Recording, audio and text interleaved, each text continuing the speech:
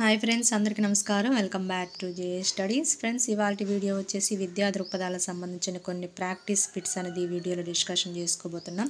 ఈ practice bits అనేది విద్యా పథకాలు ఉన్నాయి కదా, అపెప్, డిపెప్, ఎస్ఎస్ఏ, ఆర్ఏఏ, ఆర్ఎంఎస్ఏ, బడికి వస్తా, మనూరు మనబడి, బడి పిలుస్తుంది, విద్యాంజలి పథకం, కళావత్సవం. సో వాటికి సంబంధించిన ప్రాక్టీస్ బిట్స్ అనేది ఈ వీడియోలో మనం డిస్కషన్ చేసుకోబోతున్నాం. వీడియోలోకి వెళ్ళబోయే ముందు మీరుగా నా వీడియో ఫస్ట్ టైం చూసినట్టయితే ప్లీజ్ వీడియోని లైక్ చేయండి, షేర్ చేయండి, ఛానల్ని సబ్స్క్రైబ్ చేసుకోండి. ఏమన్నా డౌట్ ఉంటే కింద కామెంట్ చేయండి ఫ్రెండ్స్. మీ కామెంట్స్ ఖచ్చితంగా రిప్లై ఇస్తాను. రిప్లై అయిపోయిన నెక్స్ట్ వీడియోలో అనేది చెప్పడం జరుగుతుంది. చాలామంది నోట్స్ అనేది పీడిఎఫ్ అనేది అడుగుతున్నారు. నా దగ్గర పీడిఎఫ్ అనేది లేదు ఫ్రెండ్స్, అందుకే నేను పెట్టడం లేదు. సో ఇది ఫ్రెండ్స్ విషయము. ఈ బుక్ వచ్చేసి తెలుగు అకాడమీ టెక్స్ట్ బుక్ నుంచి ప్రాక్టీస్ బిట్స్ అనేది అందించడం జరుగుతుంది. ఓకేనా ఫ్రెండ్స్, లేట్ చేయకుండా వీడియోలోకి వెళ్దాం. ఫస్ట్ బిట్ చూడండి. సర్వశిక్ష అభియాన్ డాష్ స్థాయికి సంబంధించింది. ఈ సర్వశిక్ష అభియాన్ అనేది పాఠశాల స్థాయికి సంబంధించింది. జిల్లా స్థాయిలో ఎన్పిజిఈజిఈఎల్ శాఖ శిక్షణ కార్యక్రమం నిర్వహిస్తారు. ఈ జిల్లా స్థాయిలో ఎన్పిజిఎల్ అనేది ఈ శాఖ అనేది ఏ కార్యక్రమం నిర్వహిస్తారంటే జీసీడీఓ అంట. సో ఇది గత డిఎస్సి బిట్ ఫ్రెండ్స్, గమనించండి. జీసీడీఓ అంటే గర్ల్ చైల్డ్ డెవలప్మెంట్ ఆఫీసర్ అని అర్థము. ఇది 1 to 8 తరగతులకు అనమాట. 1 to 8 తరగతులకు సంబంధించిన ప్రోగ్రామ్ అనమాట ఇది. దీని గురించి ఒకసారి ఫోకస్ చేయండి. గత డిఎస్సిలో ఈ బిట్ అనేది రావడం జరిగింది ఫ్రెండ్స్, గమనించండి. నెక్స్ట్ థర్డ్ వన్ చూడండి. అపెప్ డాష్ ప్రారంభించింది. అపెప్ వచ్చేసి ఆంధ్రప్రదేశ్ ప్రభుత్వం అనేది ప్రారంభించింది ఫ్రెండ్స్. అపెప్ అంటే ఆంధ్రప్రదేశ్ ప్రైమరీ ఎడ్యుకేషన్ ప్రోగ్రామ్ అని అర్థం. ఇది ఆంధ్రప్రదేశ్ ప్రారంభించింది అనమాట. అపెప్ లక్ష్యాలు గుర్తించండి అని అడిగారు. ఈ అపెప్ గురించి కొన్ని విషయాలన్నీ ఈ వీడియోలో డిస్కషన్ చేసుకుందాం. ఇప్పుడు చూపిస్తాను నేను. చూడండి, అపెప్ తెలుగులో ఆంధ్రప్రదేశ్ ప్రాథమిక విద్యా కార్యక్రమం అంటారు. ఈ అపెప్ కార్యక్రమాన్ని 1984-87లో మొదటి దశగాను, రెండో దశలో వచ్చేసి 1989-95 ఇయర్స్లో రెండో దశగాను అమలు చేయడం అనేది జరిగింది. అపెప్ ఈ అపెప్ అనేది ఓవర్సీస్ డెవలప్మెంట్ అడ్మినిస్ట్రేషన్, ఓడిఏ అంటే ఓవర్సీస్ డెవలప్మెంట్ అడ్మినిస్ట్రేషన్, భారత ప్రభుత్వం, ఆంధ్రప్రదేశ్ ప్రభుత్వం ఉమ్మడిగా ఒక అంగీకారంతో ఈ అపెప్ అనేది మన ఆంధ్రప్రదేశ్లో అమలుపరచడం అనేది జరిగింది. వీటి అంగీకారంతోనే మన ఏపీలో ఈ అపెప్ అనేది రావడం జరిగింది, గమనించండి. ఈ పథకంలో ముఖ్య లక్ష్యాలు ఏంటి? మోస్ట్ ఇంపార్టెంట్ లక్ష్యాలు ఇంపార్టెంట్. అదేవిధంగా 6 సూత్రాలు ఉంటాయి అపెప్కి. 6 సూత్రాల ఆర్డర్ ఇంపార్టెంట్, గుర్తుపెట్టుకోండి. ఫస్ట్ లక్ష్యాలు చూడండి ఫాస్ట్గా. ప్రాథమిక విద్యను, గుణాత్మక విద్యను అభివృద్ధి పరిచిన డిజైన్తో తరగతి గదులు నిర్మాణం చేయాలి. ఉపాధ్యాయ కేంద్రాల ఏర్పాటు, భవన నిర్మాణం చేయాలి. సార్వత్రిక నమోదు, సార్వత్రిక నిలుపుదల సాధించడం ద్వారా ప్రాథమిక విద్యను సార్వజీకరణం అనేది చేయడం అనేది జరుగుతుంది. ఇది అపెప్కు సంబంధించిన లక్ష్యాలు, మోస్ట్ ఇంపార్టెంట్. నెక్స్ట్ సూత్రాలు చూడండి. అభ్యసన కృత్యాలు కల్పించడం, అనుభవం ద్వారా అభ్యసనం, వ్యక్తిగత జట్టు మొత్తం తరగతి పనిని అభివృద్ధి పరచడం, వైయక్తిక భేదాలకు అవకాశం కల్పించడం, స్థానిక పరిసరాలను వినియోగించడం, పిల్లల పనిని ప్రదర్శించడం ద్వారా ఆకర్షణీయమైన తరగతి గది అనేది రూపొందిద్దుకోవడం. ఈ ఆర్డర్ గుర్తుపెట్టుకోండి. అపెప్ సూత్రాలది ఫస్ట్ అభ్యసన కృత్యాలు, అనుభవం ద్వారా అభ్యసనం రెండోది, మూడోది వచ్చేసి తరగతి గది పని అభివృద్ధి పరచడం, 4 వైయక్తిక భేదాలు, 5 స్థానిక పరిసరాలను వినియోగించుకోవడం, 6 వచ్చేసి ఆకర్షణీయమైన తరగతి గదిని రూపొందిద్దడం అనమాట. ఒకసారి ఇదిగో చూసుకోండి అపెప్ అనేది. ఓకేనా ఫ్రెండ్స్. సో ఫోర్త్ బిట్ చూడండి. అపెప్ లక్ష్యాలు గుర్తించండి. ప్రాథమిక విద్యలో గుణాత్మకత, ఉపాధ్యాయ కేంద్రాలు ఏర్పాటు చేయాలని చెప్పింది, సార్వత్రిక నిలుపుదల సాధించాలని చెప్పింది. సో ఈ లక్ష్యాలన్నీ కరెక్టే. Answer is fourth one. జిల్లా ప్రాథమిక విద్యా కార్యక్రమం మన రాష్ట్రంలో ఏ సంవత్సరంలో అమల్లోకి వచ్చింది అన్నారు. సో జిల్లా ప్రాథమిక విద్యా కార్యక్రమం అంటే డిపెప్ అనమాట. ఈ డిపెప్ అనేది మన రాష్ట్రంలో 1996-97లో రావడం జరిగింది మన రాష్ట్రంలో. దీని గురించి కూడా కొంచెం తెలుసుకుందాం ఈ వీడియోలో.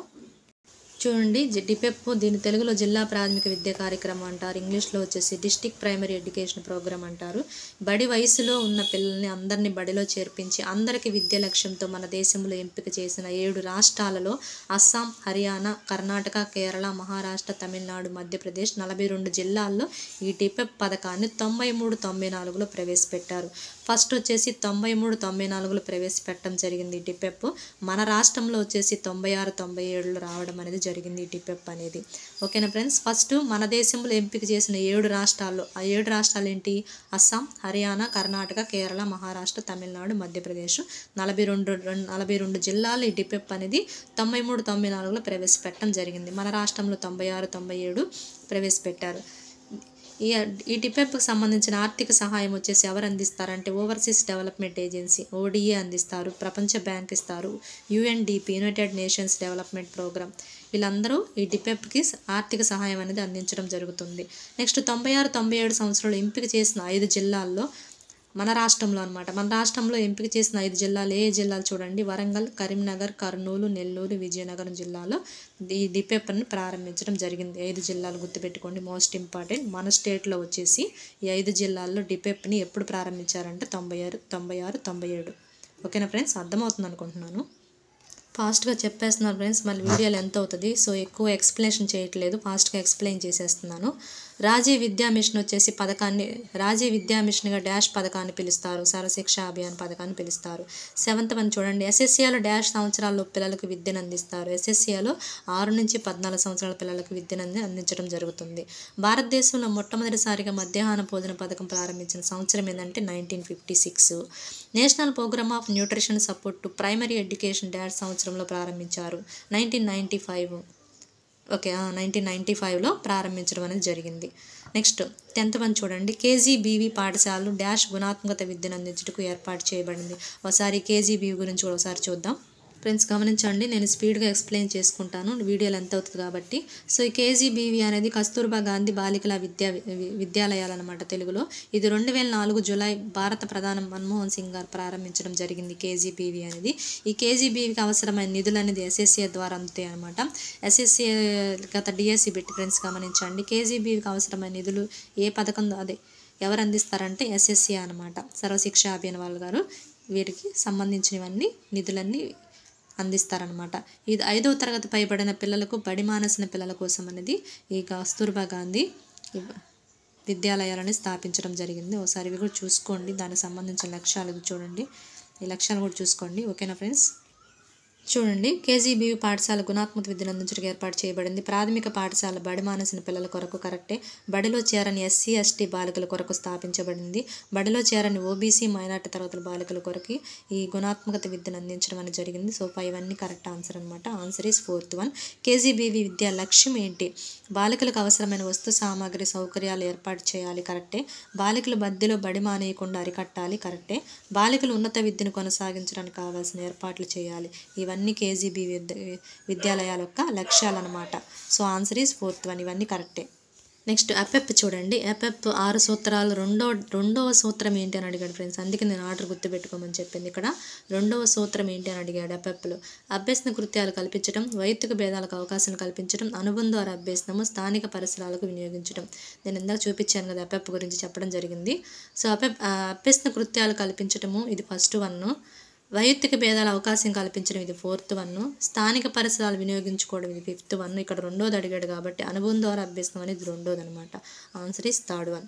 డిపెప్ ఆశయాల్లో ఒకటి ఏంటి? ప్రాథమిక పాఠశాలను పిల్లలకు అందుబాటులోకి తీసుకురావడం, పిల్లలకు ఆకర్షణీయమైన తరగతి గదిని రూపొందించడం, వైయక్తిక భేదాలను బాలబాలికల్లో తొలగించడం. డిపెప్ ఆశయాలు ఫ్రెండ్స్, నేను డిపెప్ గురించి కూడా చెప్పడం జరిగింది, బ్రీఫ్గా ఎక్స్ప్లెయిన్ చేశాను. సో మీరు బాగా చదువుకోండి. సో ఆన్సర్ వచ్చేసి ఇవన్నీ అనమాట. మోడల్ స్కూల్స్ డాష్ తరగతులకు విద్యను అందిస్తాయి. మోడల్ స్కూల్స్ వచ్చేసి 6 నుంచి 12 తరగతులకి విద్యను అందించడం అనేది జరుగుతుంది. మోడల్ స్కూల్స్ గురించి కూడా ఒకసారి బ్రీఫ్గా చెప్తాను. చూడండి, మోడల్ స్కూల్స్ వచ్చేసి 6 నుంచి 12 తరగతుల వరకు అందిస్తుందని చెప్పాను కదా ఇందాక. దీనిలో ప్రవేశ పరీక్ష ఎప్పుడు నిర్వహిస్తారంటే 6వ తరగతి విద్యార్థులకు చేర్చుకోవడానికి ప్రవేశ పరీక్ష అనేది ఈ మోడల్ స్కూల్స్లో ఉంటుంది. దీని ఎయిమ్ ఏంటంటే గ్రామీణ ప్రాంతంలో నివసిస్తున్న విద్యార్థులకు గుణాత్మకత విద్యను, నాణ్యమైన విద్యను అందించడమే ఈ మోడల్ స్కూల్స్ యొక్క ఉద్దేశం అనమాట. అది ఫ్రెండ్స్. సో మోడల్ స్కూల్స్ తరగతులు ఏ తరగతులు కంటే 6 నుంచి 12 తరగతులు. నెక్స్ట్ ఆర్ఎంఎస్ఏ లక్ష్యాల ప్రకారం సెకండరీ పాఠశాల డాష్ కిలోమీటర్ పరిధిలో ఉంటుంది. ఆర్ఎంఎస్ఏ లక్ష్యాల ప్రకారం సెకండరీ పాఠశాల ఎన్ని కిలోమీటర్లు అంటే 5 కిలోమీటర్ల వరకు పరిధిలో ఉంటుంది. ఫ్రెండ్స్ ఇంకా లైక్ చేయకుండా చూస్తున్న వాళ్ళని ఎవరైనా ఉంటే లైక్ చేయండి ఫ్రెండ్స్, ప్లీజ్ లైక్ చేయండి. ఆర్ఏఏ ప్రధాన లక్ష్యం ఏంటి? ఆర్ఏఏ అంటే ఏంటంటే రాష్ట్రీయ ఆవిష్కార అభియాన్ అనమాట. దీని ప్రతి అబ్రివేషన్స్ కూడా గుర్తుపెట్టుకోండి ఫ్రెండ్స్. అబ్రివేషన్ సంబంధించిన వీడియో కూడా నా ఛానల్లో ఉంది, అది కూడా చూడండి చూడకపోయినట్టయితే. సో ఇక్కడ ఆర్ఏఏ ప్రధాన లక్ష్యం ఏంటని అడుగుతున్నాడు. ప్రతి పిల్లవాడు గణితం మరియు సైన్స్ పట్ల ఆసక్తి పెంపొందించుట, బాలికల విద్యను ప్రోత్సహించుట, మధ్యలో బడి మానేసిన విద్యార్థుల విద్యను అందించుట. ఇది ఆర్ఏఏ ప్రధాన లక్ష్యం ఏంటంటే ప్రతి పిల్లవాడు గణితం మరియు సైన్స్ పట్ల ఆసక్తి చూపడం అనేది దీనికి సంబంధించింది. నెక్స్ట్ ఆర్ఏఏ రాష్ట్రీయ ఆవిష్కార అభియాన్ ఈ సంవత్సరాల పిల్లలకు ఉద్దేశించబడిందని అడిగారు.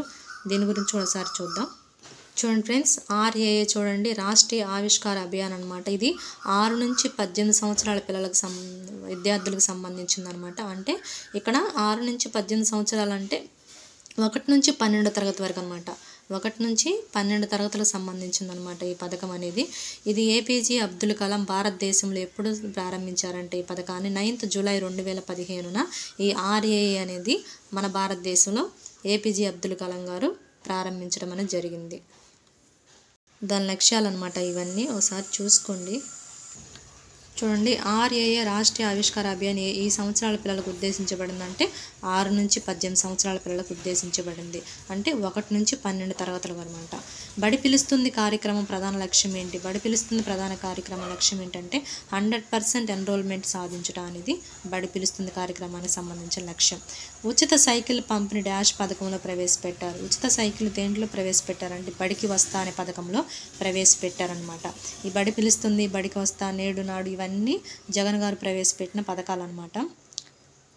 చదువుకున్న పాఠశాలలకు నిధులు సేకరించే పథకం ఏది? చదువుకున్న పాఠశాలకు నిధులు సేకరించే పథకం వచ్చేసి విద్యాంజలి అనమాట. లాస్ట్ బిట్ ఫ్రెండ్స్ ఇంకా లైక్ చేయకుండా ఉంటే లైక్ చేయండి ఫ్రెండ్స్. కళా ఉత్సవ కార్యక్రమం డాష్ ద్వారా నిర్వహించబడుతుంది. ఈ కళా ఉత్సవ కార్యక్రమం వచ్చేసి RMSA ద్వారా నిర్వహించబడుతుంది ఫ్రెండ్స్. ఇది ఫ్రెండ్స్ ఇవాల్టి వీడియో. ఈ వీడియో కానీ మీకు నచ్చినట్లయితే ప్లీజ్ వీడియోని లైక్ చేయండి, షేర్ చేయండి, ఛానల్ని సబ్స్క్రైబ్ చేసుకోండి. Thank you friends.